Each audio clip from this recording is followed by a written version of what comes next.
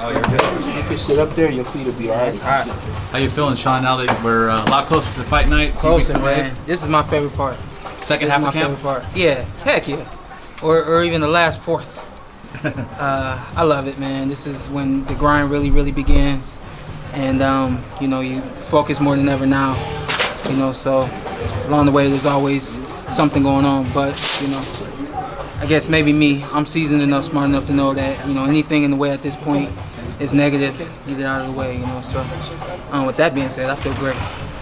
Shawn, you guys were working on the jab the first about 10, 15 minutes. We always working on the jab the first 10 to 15. That's how we do it. I mean, you guys see me in the ring. You guys know that everything I do works behind the jab, and you know, not to say too much, but that's what we come in here doing, and most of the time we leave out of the camp doing the same thing. You know, working on the fundamentals, making sure that that's right. My dad is smart. He knows that the athletic potential that I have, all that is there, and so he focusing on everything else, the basic stuff, the basic parts of boxing, and then obviously moving, you know, as we get closer into more strategical stuff as well. Do you think, because usually, you know, we've seen you able to go in and out, box and be aggressive, but usually you're more on the aggressive side.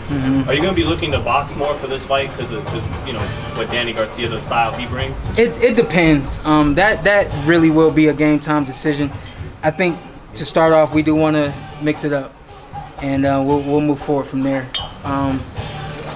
It's up to me to see the adjustments and make them. You know, it's not up to me to tell you guys what those adjustments are and make and you know, give you the whole spiel. But just know that, you know, whatever it takes to win this fight, I am prepared to do it. Outside, inside, ropes, slugfest, whatever we need to do. Well, you just said, you know, you're not going to get the whole spiel, the whole game plan, but could you give us some insight in how do you deal with a guy who's a good counterpuncher? I think, you know, it plays into my hand. I'm a offensive-minded fighter. I am a combination puncher. You know, there's not just one coming at you. And if it's one coming, it's a really tricky punch, and you usually don't know where it's coming from, you know, or it's to set up something else, you know. So I think that's how we take care of his counterpunching ability, which I don't take for granted. I don't take lightly at all. I know I can get in there in the first round and throw a punch, and he's right back with the counter. That's the kind of fighter he is. And that's the kind of fighter I expect to come into the ring, the one that's going to try to go, not literally tit for tat, but, you know, in terms of him trying to keep up with me and vice versa. That's what I expect. He said that he wants to have a toe-to-toe, center-of-the-ring type of fight. Do you really believe that's the type of fight he's going to try to employ? I don't believe that. I also think that that may be where he thinks he can win the fight. So whatever the case may be, that's not what I am prepared to do. Number one component to this game is hit and not get hit. So, you know, we'll try to keep this fight as clean as possible, like we always do. You know, I always try to keep the fight clean. You know, gets a little rough in there sometimes, but can't handle the heat. Get out of the kitchen. Brendan Rios was having some success early in that fight. He ended up getting stopped, but it seemed like he was landing, doing a little bit better than a lot of people thought he would. I don't think they were prepared for that fight. I think that they expected him to come in and be slow, be not as aggressive as he was, and I think that they thought they might be able to pick their punches and get him out of there way sooner than they did. I think it was 9 rounds. Yeah. I think he overlooked what Brandy could do. I think that was what that was. I'm not expecting that kind of fight out of him. I'm expecting him to come in guns blazing, and you know, I'm not just saying that for the cameras. That's exactly what I expect. I don't expect him to come out any slower than he was against Keith Thurman. Of the title fights in your career, how do you assess this challenge? This is the top.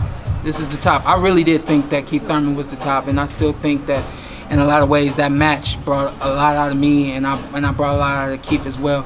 But I think it's the same kind of fight. I think either of us come in there slipping at all, slow at all, second guessing at all, hesitating at all, and the tables turn. So that's my game plan, is from the gate. Go out there and be aggressive, be sharp, be quick, be fast, and let the race take care of itself. Shawn, there's been some talks out of your camp about retirement. Are you really already looking towards the end of your boxing career? I don't know who said anything like that. It was, definitely didn't come from my mouth. I think it was, they asked Kenny when he had to sit down with Angel, and they said looking towards the end of the career. I mean, my dad told me that when I was turning pro. He said, you know, turning pro, you're not even a fight in yet, and you need to be looking for exit strategy. And, you know, I am I'm not going to offend any other fighters, but even though my eyes has always been on the prize, world championships, big fights, pay-per-view, so on and so forth, I've always had, my eyes on what needs to come next. I think maybe that's what he was alluding to as well. Any bad blood between you and Danny? A lot of trash talk going on. It's been fun up until this point. I think now, for me at least, the talk is done. No rebuttals from him that I could see. No rebuttals from him. So when I'm not getting that means I'm not getting the reaction I want. I did do one post and he called me a clown. That was the reaction I wanted. So since then I haven't gotten much. So what's the point? You're not making him laugh, not making him frustrated, not getting him outside of himself. Then there's no point in it. Are you surprised he wanted this fight and that he accepted this fight? I do think that this WBC is what made the difference. I think if this fight isn't for a WBC title, he continues to wait like he did almost an entire year to fight again. I think that the WBC was the deciding factor for him in this fight. There's much more to gain fighting Shawn Porter if there's Was that the deciding factor for you? Because I know previously when I spoke to you, you said that basically you guys were willing to sit out until a Keith Thurman fight. Yeah. And with the continuing injuries and that WBC title being vacated, was that the deciding factor for you as well? This was November. We had the fight against Adrian Granados. We got home. Everything was good after that for the most part, and everything was good for that after that fight for the most part. And maybe a week after, we talked, and he said, "I'm prepared to sit out." I said, "Yeah." He said, "We don't get Keith Thurman, then we don't get anything at all." I said, "I understand that." I said, "Well, wait a minute, Keith Thurman or Danny Garcia? If it's not one of those two, we taking our hands off the table." And that just kind of it was a snowball effect. I think it was something that I yelled way back in 2014, 2015, and just kind of it did the job. So we're here. If everything goes as planned on September 8th, yourself, Thurman, Spence, Crawford, where do you see yourself in that? What order do we put it? It's hard to put Keith in there. Keith has been inactive. I mean, there's no need to even say that. We all know that. I go right above Keith. Errol Spence has been the champion longer. Errol Spence, Shawn Porter, and then we get it on. Now, Shawn, I saw a recent interview that you did. You said that you were told that if you come out victorious September 8th, that you will get Errol Spence. Could you talk a little more on that? When he comes out victorious. Yeah, I was told that at the not Brandon, at the Mikey Garcia and Robert Easter fight. I was told that they just like you guys came up. Oh, we just heard. I'm like, oh, really? Let's do it. So that's all I know. And we all know. The business has to play its role. I do expect if this is the fight that I wanted, the fight that he wants, the business will take care of itself with no problems. Now, with that being said, what do you think the possible matchup between him and Mikey Garcia? Because Mikey's been adamant about it, and now it seems like Earl's all for it. Do you think? What do you think that does for? I'm not mad at Errol. Errol is doing what he's supposed to do. I call you out right now. What are you gonna do? Just turn your camera off and walk away?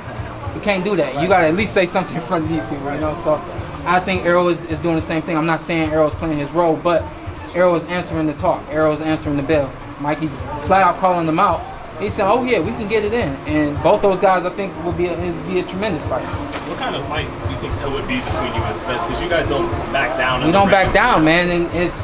I think it's the same with me and him. When we're in the ring, you see our competitive drive in our heart, round after round. And so everybody was expecting, big things out of myself and Keith Thurman. And we answered that bell. And I think the same will go for myself and Errol Spence. Obviously we game plan for him. We figure out what he can do, what he can't do. We already know a great deal about him. So we bring it all to the ring. But I think it'll be just a tremendous fight, inside and out. A lot like this fight with myself and Danny Garcia. The perception is that he's the boogeyman of the division. He's the most tough guy. Do you agree with that perception from the fans? I was there one day. Once upon a time I was there. I know what that feels like. And I don't mind or even consider that my spot was taken as far as being the boogeyman or the fear guy in the weight division. That doesn't matter to me. What matters is what happens when you get in the ring. Does it bother you that